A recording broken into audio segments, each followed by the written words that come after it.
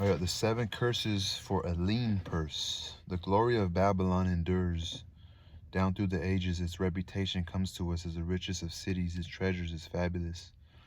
It was not always so. The riches of Babylon were the results of the wisdom of its people. They first had to learn how to become wealthy. When the good king Sargon returned to Babylon after defeating his enemies, the Elamites, he was confronted with a serious situation. The royal chancellor explained it to the king thus: "After many years of great prosperity brought to our people because your majesty built the great irrigation canals and the mighty temples of the gods. Now that these works are completed, the people seem unable to support themselves.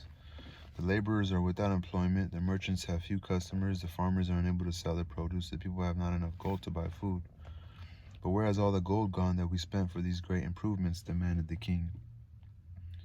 "It has found its way, I fear," responded the chancellor, "into the possession of a very few rich men of our city. It filtered through the fingers of most of our people as quickly as a goat's milk goes through the strainer. Now that the stream of gold has ceased to flow, most of our people have nothing to show for their earnings." The king was thoughtful for some time. Then he asked, "Why should so few men be able to acquire all the gold?" "Because they know how," replied the chancellor. "One may not condemn a man for succeeding because he knows how, neither may one with justice take away from a man what he has fairly earned to give to men of less ability." "But why?" demanded the king. "Should not all the men or all people learn how to accumulate gold and therefore become themselves rich and prosperous?" "Quite possible, your excellency, but who can teach them? Certainly not the priests, because they know not of money making." "Who knows best in all our city how to become wealthy, Chancellor?" asked the king.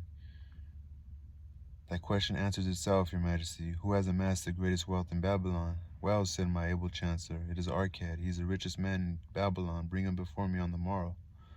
Upon the following day, as the king had decreed, Arcad appeared before him, straight and sprightly, despite his 60 years and 10. Arcad spoke. Fool doesn't know what the fuck is doing. People are weird, bro. Like, they'll come park and then they'll leave. Arcad spoke to the king. "Is it true that art the richest man in Babylon?" "So it is reported, your majesty, and no man disputes it." "How becamest thou so wealthy?" "By taking advantage of opportunities available to all citizens of our good city." "Thou hast nothing to start with." By taking advantage of opportunities available to all citizens of our good city." "Thou hadst nothing to start with?" "Only a great desire for wealth. Besides this, nothing." Arcad continued the king.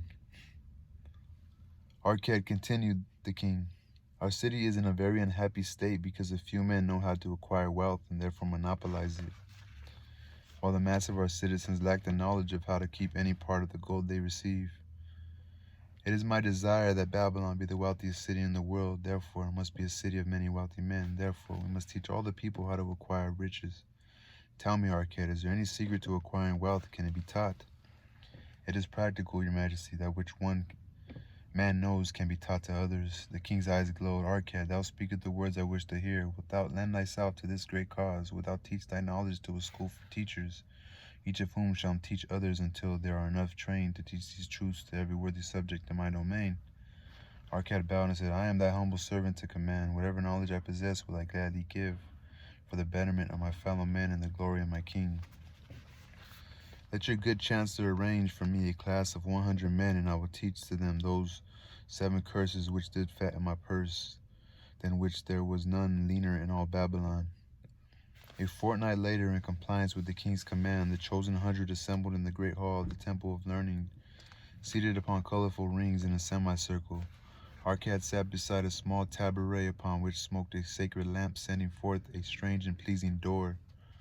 "Behold the richest man in Babylon," whispered a student, nudging his neighbor as Arcad arose. "He is but a man, even as the rest of us." "As a dutiful subject of our great king," Arcad began, "I stand before you in his service, because once I was a poor youth who did greatly desire gold. And because I found knowledge that enabled me to acquire it, he asked that I impart unto you my knowledge.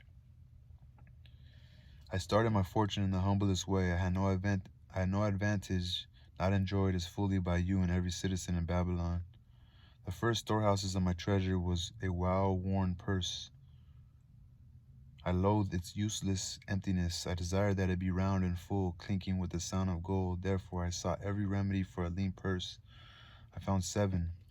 To you who are assembled before me shall I explain the 7 cures for a lean purse, which I do recommend to all men who desire much gold. Each day for 7 days will I explain to you one of the 7 remedies. Listen attentively to the knowledge that I will impart. Debate it with me. Discuss it among yourselves. Learn these lessons thoroughly, that ye may also plant in your own purse the seeds of wealth. First must each of you start wisely to build a fortune of his own, then wilt thou be competent, and only then to teach these truths to others. I shall teach to you in simple ways how to fatten your purses. This is the first step leading to the temple of wealth.